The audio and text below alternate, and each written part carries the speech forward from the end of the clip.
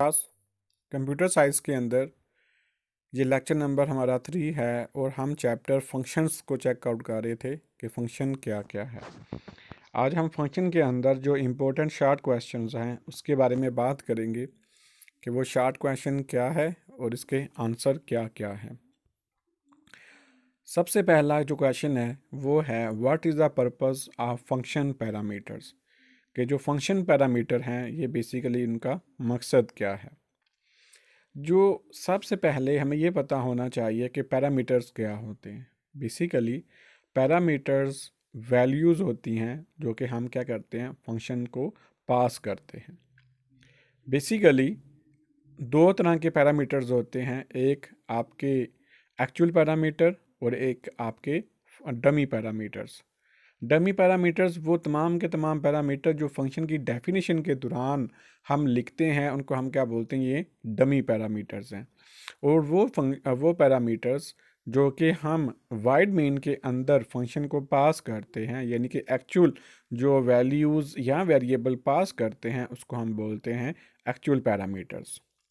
The parameters used in function call are called the actual parameters. These parameters are used to send values to the function. ये हम क्यों use कर रहे हैं, ताकि हम जो अपनी वैल्यूज़ हैं वो फंक्शन को सेंड कर सकें।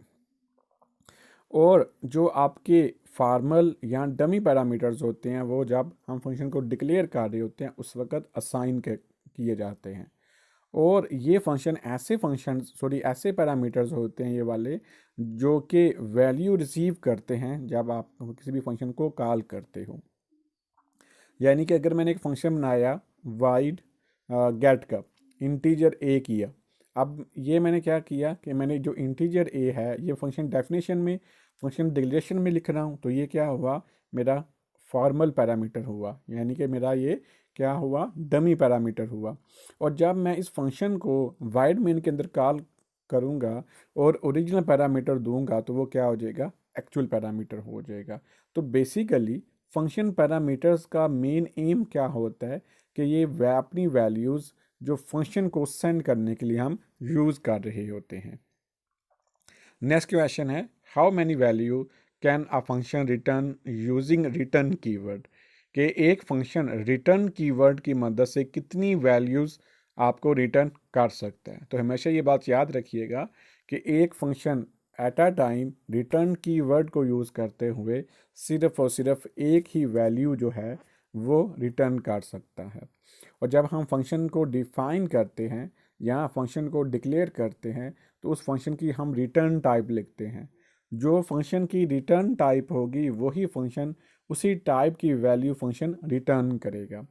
अगर मैंने कोई भी वैल्यू रिटर्न नहीं करनी तो मैं क्या यूज़ करूँगा, वाइड जो रिटर्न टाइप यूज़ करूँगा। वाइड का मतलब ये है कि ये जो फंक्शन है ये कोई भी वैल्यू रिटर्न नहीं कर रहा। अगर मैं इंटीजर वैल्यू जो मैंने रिटर्न करवानी है तो मैं क्या करूँगा कि फंक्शन की जो रिटर्न टाइप है वो मैं इंटीजर लिखूँगा। जो ही मैं इंटीजर लिखूँगा इट मीन्स वो वाला जो फंक्शन है मुझे कोई एक इंटीजर वैल्यू रिटर्न करेगा। और अगर मैं फ्लोट लिखता हूँ फंक्शन की रिटर्न टाइप, तो वो वाला फंक्शन मुझे फ्लोट वैल्यू रिटर्न करेगा।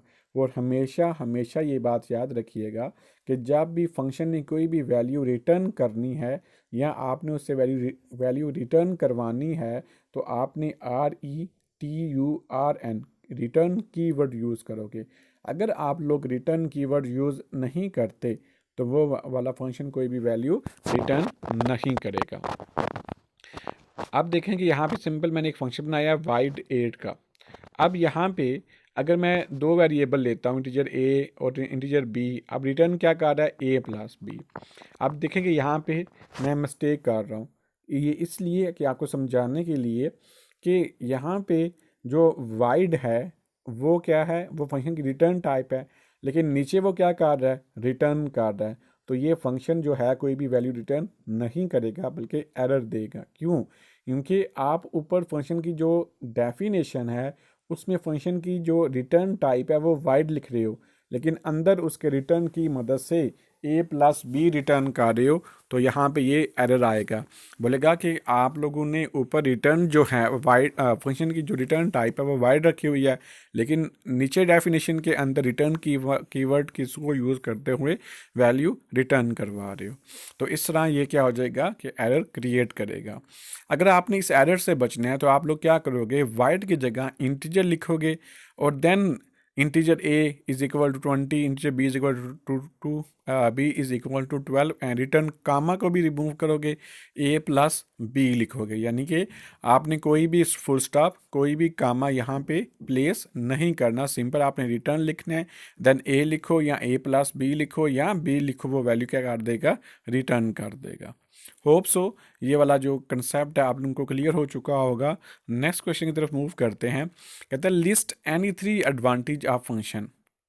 कोई भी फंक्शन है उसके जो 3 एडवांटेज है वो लिस्ट डाउन करें। फर्स्ट एडवांटेज क्या है, the function are easy to code and modify. जब हम फंक्शन को यूज़ करते हैं तो हम अपना जो कोड है उसको ईजीली लिख सकते हैं और क्या कर सकते हैं, उसको इजीली मॉडिफाई कर सकते हैं। यानी कि अगर मैंने कोई भी जो कोड है या फंक्शन है उसको मॉडिफाई करना तो मुझे पूरे प्रोग्राम की तरफ को चेकआउट नहीं करना पड़ेगा, पूरे प्रोग्राम को रीड नहीं करना पड़ेगा। सिंपली मैं क्या करूँगा, जहाँ पे फंक्शन डिफ़ाइन किया गया है मैं वहाँ पे डायरेक्ट मूव करूँगा और उस फंक्शन को के अंदर जो भी चेंजिंग करनी हो वो मैं चेंजिंग करके उसको मॉडिफाई कर दूंगा। लेकिन अगर हमने फंक्शन ना बनाए होते तो हमें पूरा का पूरा प्रोग्राम देखना पड़ना था और इसके बाद जाके वो सारा सारा जो काम है वो इम्प्लीमेंट होना था या मॉडिफाई करना था। लेकिन फंक्शन की वजह से हम क्या करते हैं कि डायरेक्टली वहाँ पे मूव करते हैं जहाँ पे डेफिनेशन लिखी होती है और अपने प्रोग्राम्स को हम इजीली मॉडिफाई कर सकते हैं या अपडेट कर सकते हैं। They are easy to maintain and the debug. इनको मेंटेन करना और इनमें से एरर ढूंढना भी बहुत ज़्यादा इजी होता है। क्यों इजी होता है, क्योंकि मैंने यहाँ पे पहले भी बताया कि फंक्शन क्या है, पीस ऑफ कोड है। तो जहाँ पे प्रॉब्लम आ रही हो तो वो इंडिकेट कर देता है कि यहाँ पे प्रॉब्लम है। तो फिर हम क्या करते हैं, पूरे प्रोग्राम को चेक करने की बजाय सिर्फ उसी पीस ऑफ कोड की तरफ मूव करते हैं और उसको ठीक कर लेते हैं और उसको मेंटेन करना भी ईजी हो जाता है। इसके बाद थर्ड वन जो है, दे कैन बी री यूज्ड। आप एक फंक्शन है उसको आप 1000 मरतबा कॉल करो, आप 10,000 मरतबा कॉल करो, आप लाख मरतबा कॉल करो तो वो कॉल हो जाता है। और इस फंक्शन को आप जहाँ मर्ज़ी अपने प्रोग्राम के अंदर जहाँ मर्ज़ी आप उसको प्लेस कर सकते हो, उसको डिफ़ाइन कर सकते हो, उसको कॉल कर सकते हो। तो ये बहुत ज़्यादा इम्पोर्टेंट जो चीज़ है कि आप लोग किसी भी फंक्शन को रीयूज़ कर सकते हो। आप देखेंगे फॉर एग्जाम्पल मैंने 4 जगह पे अपने प्रोग्राम को यूज़ करना है, अगर मैं फंक्शन को यूज़ करना है तो मैं सिंपली क्या करूँगा कि उसको कॉल कर लूँगा। लेकिन अगर ये मैं फंक्शन को यूज़ नहीं करता तो मुझे क्या करना पड़ेगा, वो कोड दोबारा लिखना पड़ेगा। तो हर जगह पे 4 जगह पे मुझे दोबारा कोड लिख के फिर उसको एग्जीक्यूट करवाना पड़ेगा। लेकिन फंक्शन की वजह से हमें क्या फ़ायदा हो रहा है कि हम इजीली जो है जो अपना प्रोग्राम है उसके अंदर जो पीस ऑफ कोड्स हैं या फंक्शंस का जो ब्लॉक है उसको हम बार बार रिपीट कर सकते हैं, बार बार रीयूज़ कर सकते हैं। नेक्स्ट हम बात करते हैं और ये बहुत इंपॉर्टेंट क्वेश्चन है, what is function executions and where should a function prototype and function definition appear in a source program। वो कहता है कि जो फंक्शन है वो एग्जीक्यूट का मतलब क्या है और आपका जो फंक्शन जो है प्रोटोटाइप और जो फंक्शन डेफिनेशन है वो सोर्स प्रोग्राम के अंदर आप कहाँ पे लिखते हो। तो सबसे पहले आपको ये पता होना चाहिए कि फंक्शन प्रोटोटाइप क्या है और फंक्शन डेफिनेशन क्या है और फंक्शन कॉल क्या है या फंक्शन एग्जीक्यूशन क्या है। तो सबसे पहले हम बात करते हैं फंक्शन प्रोटोटाइप की। फंक्शन प्रोटोटाइप क्या है, it is a model of function. ये सिंपली क्या है, किसी भी फंक्शन का एक मॉडल है। ये बेसिकली इंफॉर्मेशन कंपाइलर को प्रोवाइड करता है कि ये वाला जो फंक्शन है इसका बेसिक स्ट्रक्चर क्या है जो कि प्रोग्राम में यूज़ हो रहा है। और हमेशा जो फंक्शन है, जो फंक्शन प्रोटोटाइप है, वो सेमी कॉलन के ज़रिए हम क्या कर रहे होते हैं, एंड कर रहे होते हैं। और ये हमेशा आपने वाइड मेन से पहले लिखना है। और जहाँ भी आप फंक्शन प्रोटोटाइप लिखोगे तो बेसिकली जो फंक्शन हेडर होता है, फंक्शन की जो पहली लाइन होती है जिसमें फंक्शन की रिटर्न टाइप, फंक्शन का नेम और फिर पैरामीटर दिए जाते हैं, सिर्फ आपने उसी लाइन को वाइड मेन से पहले लिखना है और फिर साथ आपने सेमीकोलन यूज़ कर देना है। अच्छा, ये बात याद रखिएगा कि फंक्शन प्रोटोटाइप आप उस वक्त लिखोगे जब आप किसी भी फंक्शन की जो डेफिनेशन है वो वाइड मेन के बाद लिखोगे। अगर आप फंक्शन की डेफिनेशन वाइड मेन से पहले लिख रहे हो तो फंक्शन प्रोटोटाइप देने की कोई भी ज़रूरत नहीं है। लेकिन अगर आप फंक्शन की जो डेफिनेशन है वो आफ्टर द वाइड मेन लिखते हो, then you should be define the function prototype before the main function.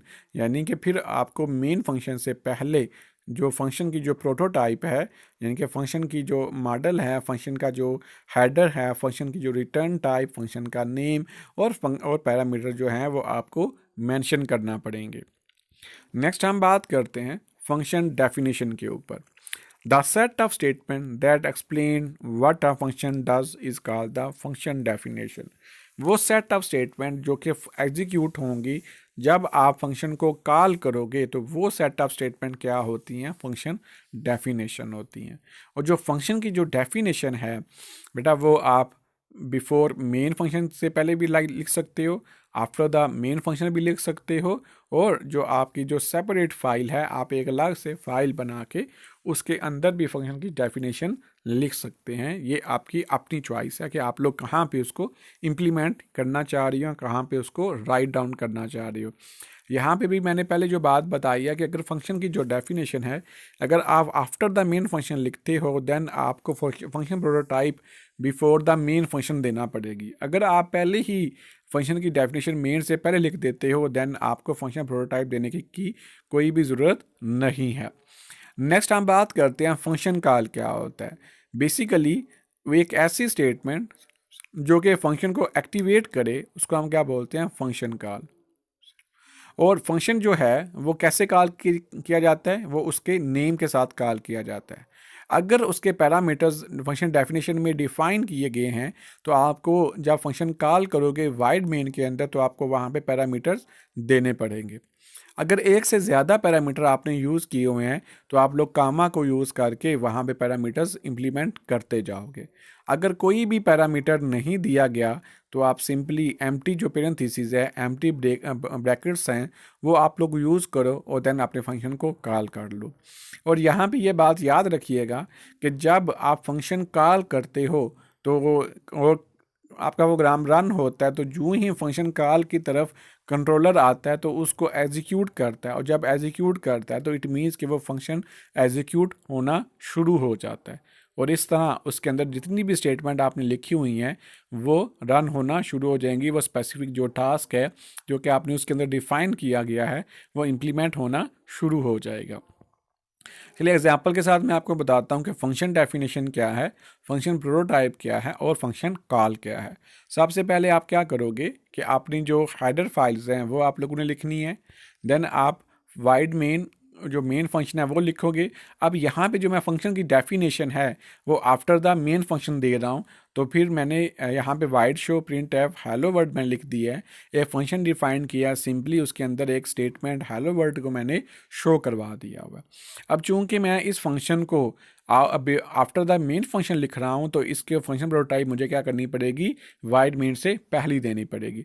तो देखिए कि मैंने क्या किया कि मैंने उस फंक्शन की रिटर्न टाइप, उस फंक्शन का जो नेम है और उस फंक्शन की पेरेंथीसिस हैं विद सेमी कॉलन मैंने यहाँ पे लिख लिया है। तो अब यहाँ पे क्या है? ये फंक्शन प्रोटोटाइप है। अब फिर मैं क्या करूँगा कि मैं कॉल करूँगा। कॉल कैसे किया जाता है? मेन के अंदर आपने उस फंक्शन का नेम के साथ डिफाइन करना है। अब इस फंक्शन के अंदर कोई भी पैरामीटर नहीं है ना, तो इसलिए मैं यहाँ पे एम्प्टी पैरामीटर्स यानी कि कोई भी पैरामीटर्स नहीं दे रहा। तो अब आपको समझ आ गई होगी कि वाइड शो यहाँ पे क्या है? एक फंक्शन प्रोटोटाइप है, और जो आपका शो है वो बेसिकली क्या है? फंक्शन कॉल है। और वाइड जो शो है, ये वाला जो थर्ड वन है, वो फंक्शन डेफिनेशन है। तो इस तरह आप लोग फंक्शन प्रोटोटाइप, फंक्शन डेफिनेशन और फंक्शन को कॉल करके जो स्पेसिफिक सेट ऑफ स्टेटमेंट है उनको एग्जीक्यूट करवाते हो और अपनी प्रॉब्लम को सॉल्व आउट करते हो। मैं उम्मीद करता हूँ कि ये आप लोगों को कंसेप्ट क्लियर हो चुके होंगे। लेकिन अगर आपको फिर भी कन्फ्यूजन है तो आप लोग मैसेज कर सकते हैं या कमेंट्स कर सकते हैं, मैं उसका आपको रिप्लाई दे दूँगा।